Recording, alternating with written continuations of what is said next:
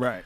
But a wrist-based thing, I mean, that's something, I mean, like people wear stuff on their wrist all the time, right? So, and what we basically found there, that doesn't do input to you, but it's good for giving you the ability to control a computer. Because basically you have all these extra neurons that go from your brain to controlling your hand. Your hand is like super complicated. And there's actually all these extra pathways because for a bunch of reasons. Neuroplasticity, in case you like lose the ability to use one, they want to be able to have others.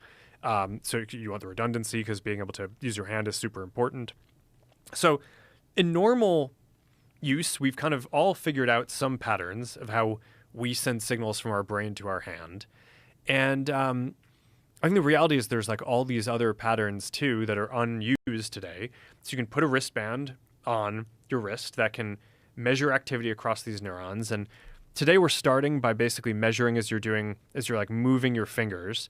But over a few versions of this we're going to get to is like, you won't actually even have to move your hand. You'll just like trigger these neurons in opposing ways. It's like, you probably can't see right now. It's like I'm kind of flexing something in this finger and something here. So like it's not actually moving, but there's some signal that the neural interface wristband, if I were wearing it, could pick up.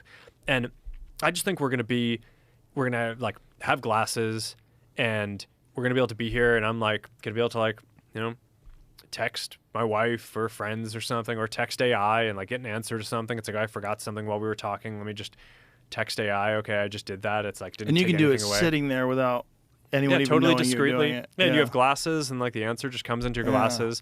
I mean, for me, one of the positive things when COVID hit, everyone in software basically started working remotely for a while because you can, right? Software, it's like, okay, whatever. You don't have to be in the office, so you can kind of be in different places. And a lot of the meetings went onto Zoom. And one of the best things about that